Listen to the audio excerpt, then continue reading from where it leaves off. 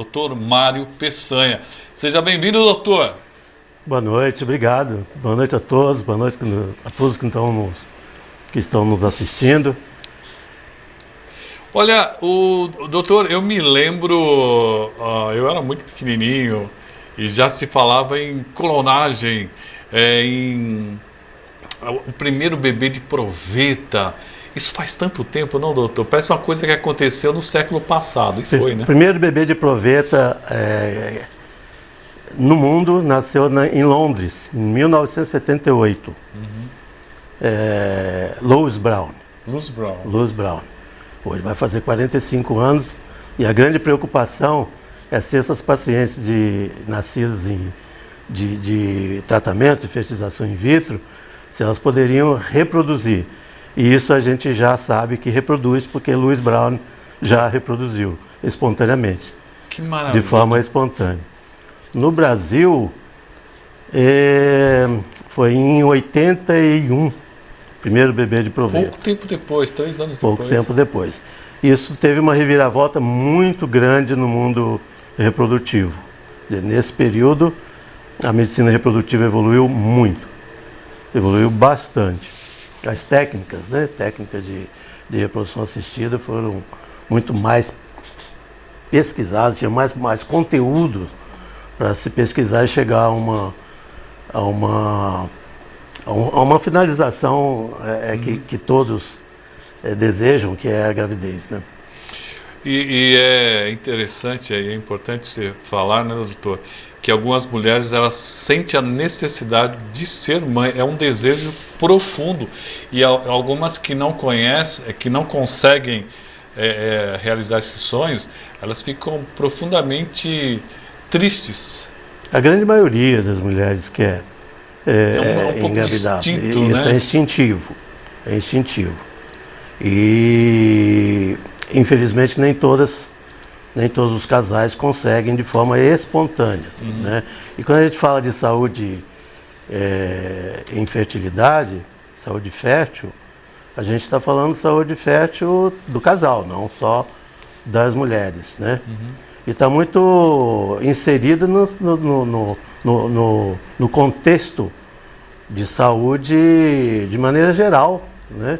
A saúde fértil está muito relacionado com hábitos de vida que são orientados e verificados desde a infância, né? Com hábitos alimentares, hábitos de vida. Pode prejudicar a fertilidade? Sim, tem algum.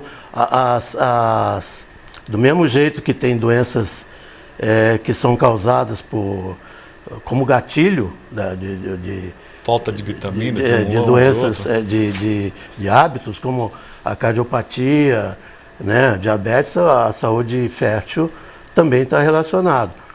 E tem algumas doenças que são diretamente relacionadas, a endometriose, por exemplo, ovários policísticos, está muito relacionado com hábitos. Doutor, quando o senhor vai fazer uma consulta com uma senhora que ela está reclamando de falta de fertilidade, o senhor costuma também conversar com o marido? É uma consulta em conjunto? Nem sempre. A consulta é em conjunto, mas o histórico precisa ser no contexto geral, do casal. Né? A história tem que ser colhida do casal. Né? A investigação tem que ser feita no casal, né? Porque o fator masculino também é importante na infertilidade. Muitas vezes as mulheres não têm nenhum problema, mas o marido pode ter problema. Inclusive, 40% das causas de infertilidade estão relacionadas com o fator masculino. Do mesmo jeito que 40% das causas de infertilidade estão relacionadas com os fatores femininos. Bom, eu já perguntei isso para o doutor, vou perguntar de novo, que eu acho muito interessante. Tem algumas mulheres que elas tentaram ser mãe e não conseguiram. E aí adotaram. Tempo depois começou a ter filho um atrás do outro, sem a necessidade direta de um tratamento. Existe alguma resposta científica para isso, doutor Peçanha? Esses casais, essas mulheres que engravidaram dessa forma, elas não são estéreis, elas são inférteis. Então, as pacientes inférteis, elas podem engravidar. Depende muito da causa, né? Que não está, do fator que não está favorecendo para obter a gravidez. Às vezes demora um pouco, a gente considera 1 ano. Um casal que tenta engravidar e não consegue, esse casal precisa ser investigado. A gente sabe, por estatísticas, que 80% dos casais que não usam qualquer método contraceptivo e convivem, né? Namoram normalmente, vão ao cinema, vão ao teatro, né?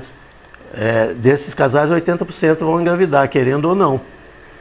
Agora, 20% desses casais não vão conseguir engravidar e precisam ser investigados. Mas não quer dizer que esses casais, em 1 ano que não engravidam, não vão engravidar em um outro período. Então, às vezes a mulher está naquela ansiedade de engravidar, passa 1 ano, 2 anos, 3 anos e não consegue engravidar e adota, não sendo estéril, ela pode engravidar no futuro e acaba engravidando. William Oliveira está nos acompanhando e meu amigo, ex-diretor da Câmara Municipal, Sidney Gonçalves. Mande um abraço para o meu amigo, Dr. Mário. Opa! Aquela câmera, eu já mando um abraço para Sidão, outro abraço para você, saudades, hein? Faz tempo que eu não te vejo.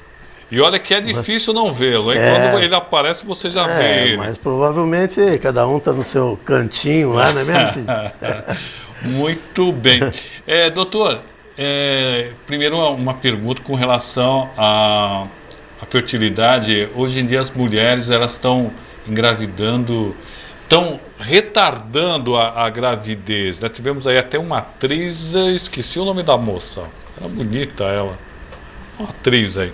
E ela ficou grávida agora, já numa idade não muito comum, acho que ela está de 50 anos. Está falando de Cláudia Raia? Cláudia Raia. Com 55 anos. Traz algum problema, preocupação para o senhor que é médico, essa gravidez tardia? A gravidez tardia sempre causa preocupação. Primeiro, tem dificuldade para engravidar, né? Porque o relógio biológico, a grande maioria das mulheres entra na menopausa entre 48 e 52 anos. Mas isso é uma regra geral e, como toda regra, tem exceções. Tem algumas mulheres que entram na menopausa mais precocemente, com 30, 35, 40 anos, e tem algumas que entram na menopausa mais tardiamente. E a gravidez espontânea nessa fase causa.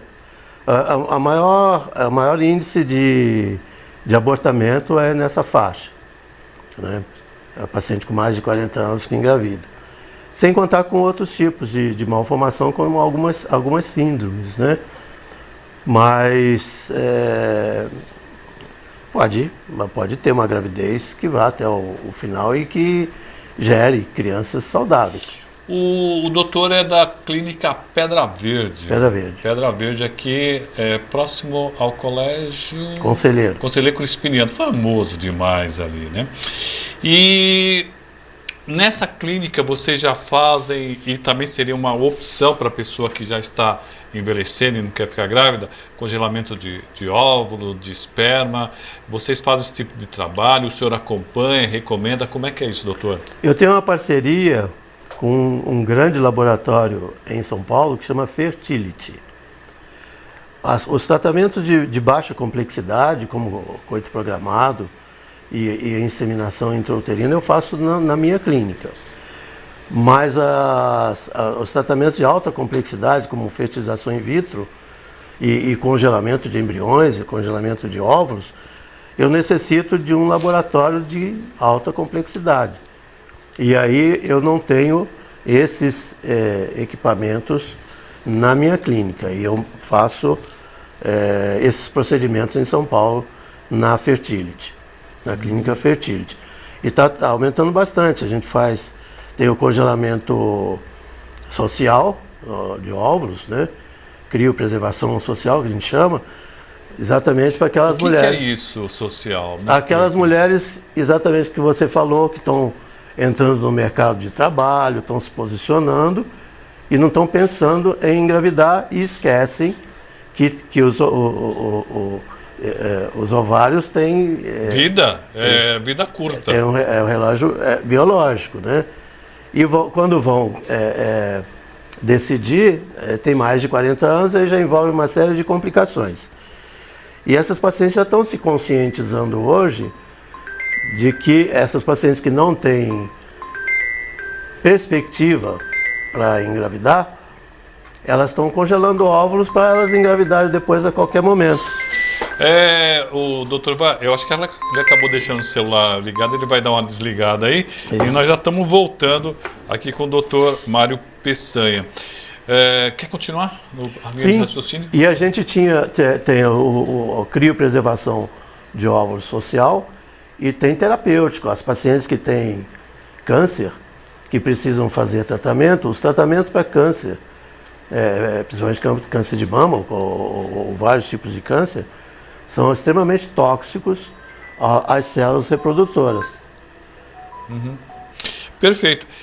Uma questão que me passa aqui, como nós falamos que essas técnicas mais avançadas acabaram aparecendo aí no final dos anos 70, né?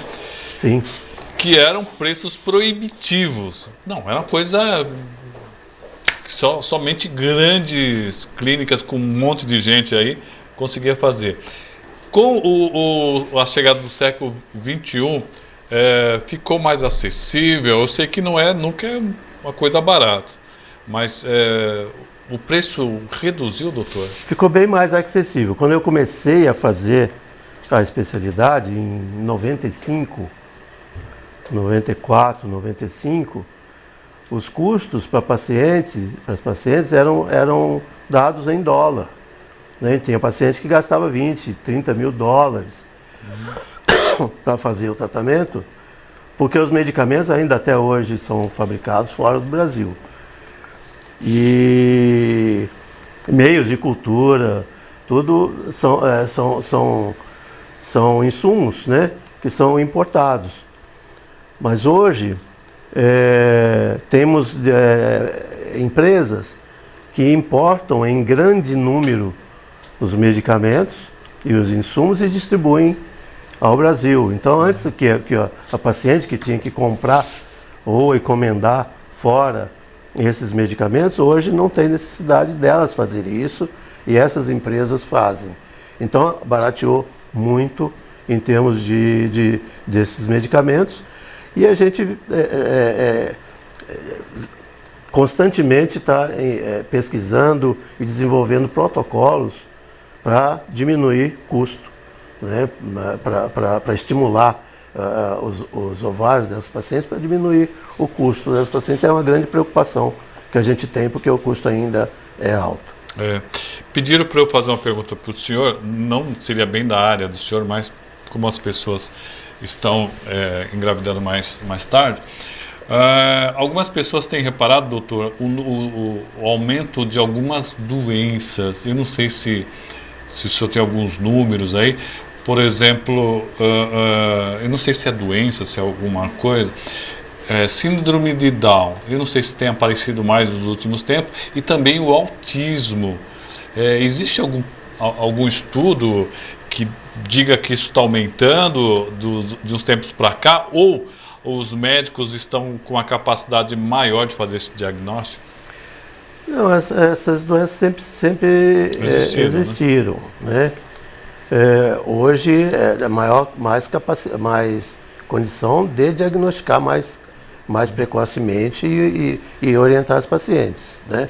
Exatamente porque as pacientes estão engravidando mais tardiamente. A gravidez tardia propicia muito isso, né?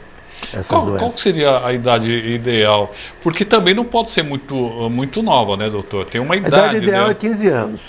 15 anos. Só que essas pacientes não têm maturidade socioeconômica, cultural para isso. Então, cientificamente, até 30 anos de idade é uma idade boa com relação... Uma média, então, seria uns 20 anos. 20 a 30, isso. 20 a 30 anos. Porque a gente sabe, pela literatura, que acima de 30 anos já começa a ter algumas alterações por conta de reserva ovariana. São alterações leves, algumas dificuldades para engravidar e algumas intercorrências obstétricas quando engravidam, que se acentuam muito acima de 35 anos e ainda muito mais acima de 40 anos, levando inclusive a esses riscos que você citou. Extremamente importante. Já está acabando nosso tempo, olha só. Já temos mais ou menos uns 7 minutos aí. E eu não perguntei, e é sempre bom deixar para as pessoas anotarem aí, site, telefone, para tirar, a pessoa de repente tem alguma dúvida, a pessoa pode ir lá simplesmente para tirar dúvidas, conversa com o senhor, tem algum corpo clínico lá na Pedra Verde que possa tirar essas dúvidas dessas mulheres, desses casais, doutor? Eu que faço isso diretamente para as pacientes. Não, o doutor Mário Peçanha lá, quero falar com o doutor Mário. Mas eu tenho no meu Instagram, eu tenho conteúdos que informam bastante sobre tudo isso que a gente conversou hoje, para tirar dúvidas também. É o DR Mário Peçanha. DR, de Dr. Mário Peçanha. 2 S?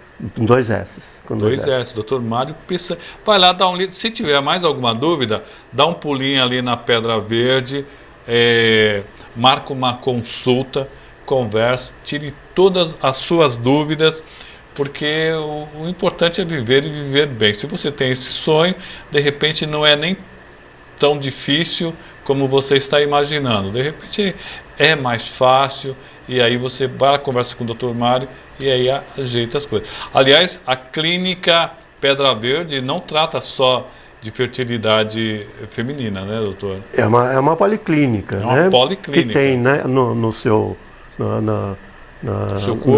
quadro clínico a especialidade de medicina reprodutiva, mas tem outras especialidades também. O senhor pode citar algumas? Tem dermatologia, cardiologia, oncodermatologia, que inclusive é o meu filho, que é o especialista, o André. O André Peçanha. E tenho ginecologistas, né? Tem ortopedia. Ortopedia, pediatria. Pediatria. A clínica começou com ginecologia e pediatria e depois se expandiu para outras especialidades também. É um grande prazer tê-lo aqui com a gente, tratar de um assunto tão importante como a saúde da mulher, né? Porque também trata uma questão de saúde extremamente importante. Pensou na saúde da mulher, vai conversar lá com o pessoal da Pedra Verde, que tem um grupo de médicos aí, que você já trata todas as coisas num local só, né, doutor? No local. Pedra Verde é referência hoje em uma clínica, uma policlínica, né? A gente procura dar um atendimento que o paciente precisa e merece, né, em todas essas áreas, todas as especialidades. Deixa eu fazer mais uma pergunta aqui que me passaram pela cabeça aqui. Existe a reversão depois de muito tempo daquela... Da vasectomia? Vasectomia? Vasectomia tem umas técnicas de reversão, né? Logicamente com probabilidades de sucesso, dependendo da idade do paciente, do tempo de vasectomia. Vocês também trabalham nessa questão lá ou não? Não. Mas ele indica alguém lá. Sim, sempre tem o especialista, que geralmente é o urologista que faz, né, a reversão. Agradecer ao doutor Mário Peçanha. Doutor, obrigado por ter aceito o nosso convite. Espero que o senhor possa vir aqui mais vezes, possa trazer mais outros colegas para tirar dúvidas das nossas telespectadores, dos nossos amigos que têm nos acompanhando. Eu que agradeço o convite, e sempre que você me convidar, eu estou aí, não tem problema. Tem muita gente que convite aceito. Nosso convite aqui. E quem está nos acompanhando, doutor? Quem é? Andréia. Ela aí. Ela que acabou nos colocando em contato com o doutor Mário Peçanha. Doutor Mário, que já é conhecido por muita gente, pela minha esposa, por alguns amigos, igual o amigo Sidney Gonçalves, que está nos acompanhando aqui. Obrigado, doutor. Eu que agradeço. Vamos fazer o seguinte, vamos para